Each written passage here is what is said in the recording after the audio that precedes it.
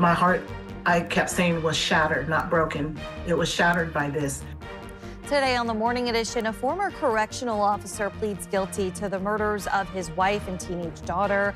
Hear from the victim's family on their continuing grief and their message of hope for others.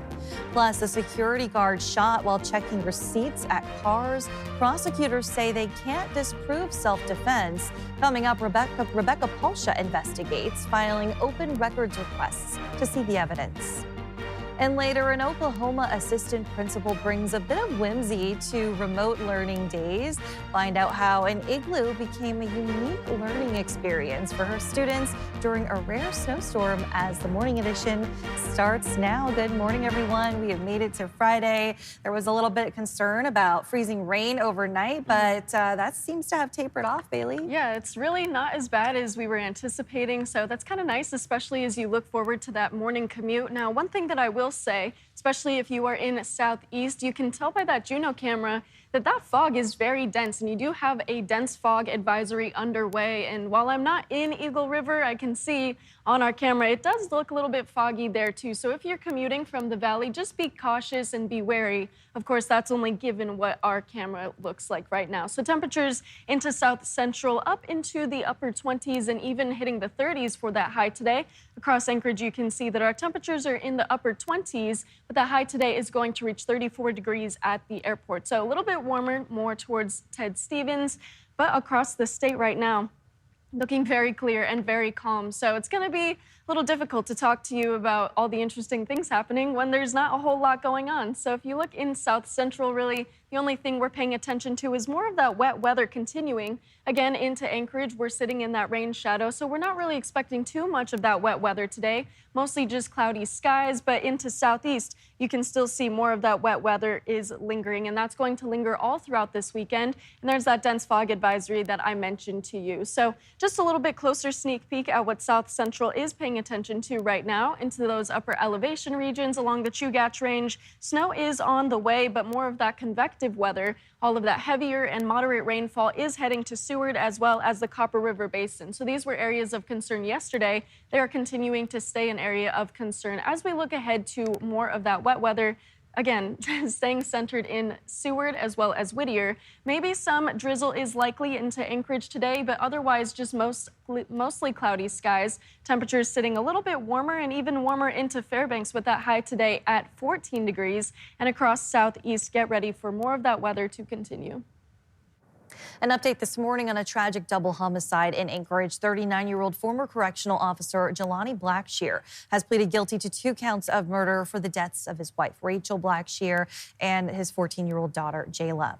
In 2022, the 2 victims were found dead in an upstairs bedroom of their home on Resurrection Drive, just days after police say Blackshear left the state.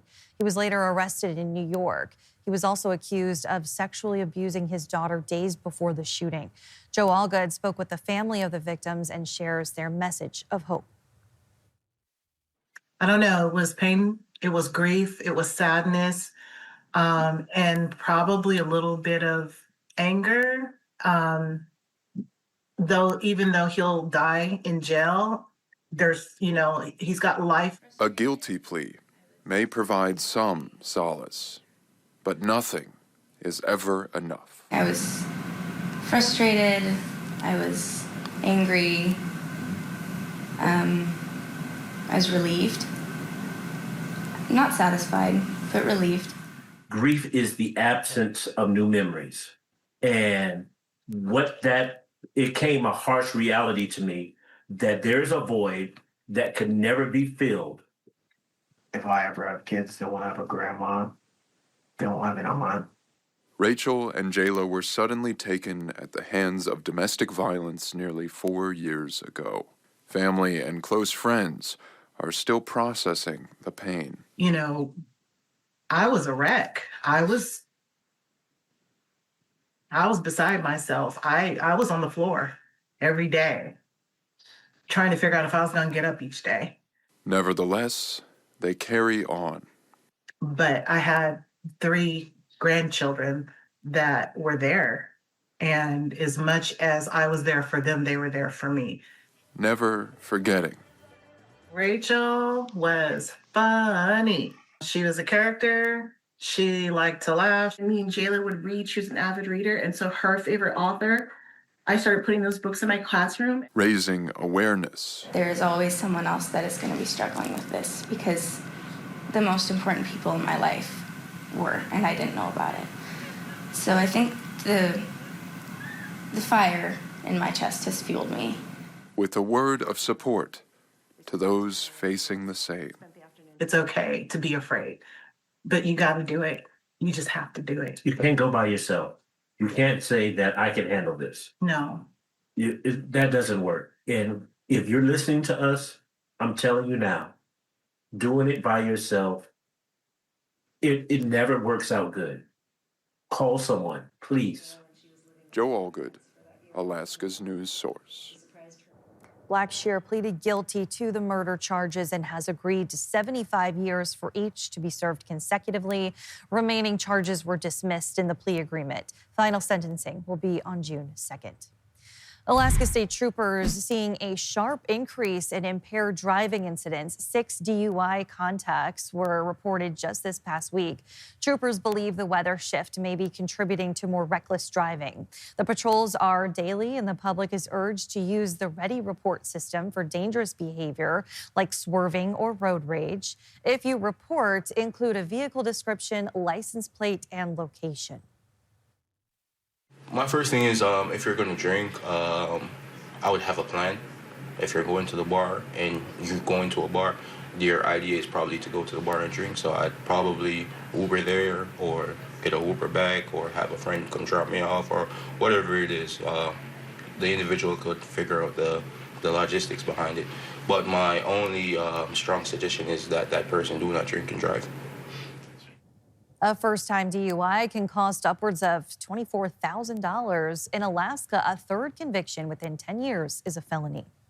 Our investigative team is working to learn why the shooting of a security guard will not be prosecuted. Kendrick McFarland was shot while checking receipts at a Carr's grocery store. The man who shot him won't face charges. Prosecutors say they cannot disprove the shooter's self-defense claim. Rebecca Palsha has been filing open records requests to get answers. It was Sunday, September 7th. Kendrick McFarland was 3 weeks into his security job at this Carr's on Minnesota. His main task, checking receipts as customers left the store. And the new program that we started as the security company was just checking the receipts on the way out, as they come out with their products. And that conversation led to the dispute. It was more than just a dispute. Next thing I know, I was in the back of the ambulance with a bullet wound. I don't know when the gun got pulled. I was just trying to defend myself, and I ended up grabbing the gun. Anchorage police arrived, found McFarland shot in his upper body, and said a suspect was detained. You probably think you know what happens next. We did, but when searching court records, couldn't find anything. So we asked the Department of Law why. They told us they reviewed surveillance video inside the store and also interviewed witnesses. Based on that evidence, prosecutors determined they could not disprove self-defense beyond a reasonable doubt. McFarland was surprised, he told me on the phone, but he's more upset about the medical and financial problems the shooting has caused. He agreed to a follow-up interview, then declined. Since this case raises questions about when self-defense applies, we filed an open records request asking for the surveillance video, reports, and witness statements. We want to know, what does that video actually show? We're still waiting for answers, and McFarland's still recovering. I think I'm for sure retired from security. I don't think that's something I want to look into anymore. Rebecca Palsha, Alaska's news source. And if you have a tip for our investigative team, you can always reach out to them via email at 2investigates@ktuu.com. Now to new details on the North Slope spill. State officials now confirm exactly what and how much spilled from Doyon Rig 26. In a statement from the Alaska Department of Environmental Conservation today, upon further inspection, it estimates 4,000 gallons of diesel spilled and 600 gallons of hydraulic oil. There are currently no ongoing leaks, and the coolant tanks remain sealed. The DEC says no pipeline infrastructure or wildlife impacts have been reported. Despite the harsh conditions, officials say the frozen snow is actually helping contain the spill. Planning to fly this weekend? A new rule at the airport could cost you. Starting Sunday, if you don't have an acceptable form of ID, you could be facing a $45 fee to board your flight. Lauren Maxwell shares what you need to know to avoid the charge.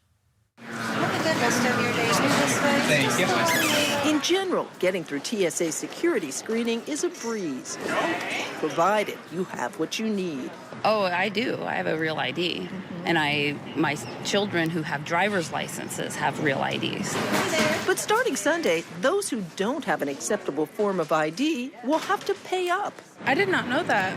That's very surprising. If they want to get on the plane. And really what it's meant for is those folks that either lost their ID, don't have it with them for whatever reason, or for whatever reason don't have an acceptable ID. It's a way for them to get through the checkpoint. The $45 fee is good for 10 days. The TSA wants people to go online and pay it before they get to the airport.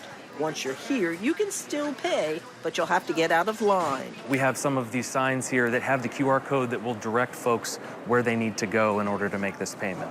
One of the most important things you can do if you don't have a real ID is go to the TSA website ahead of time and check out what other IDs are acceptable. You might be surprised because the list is pretty long. The TSA says if you don't have an item on the list, it will pay to get one.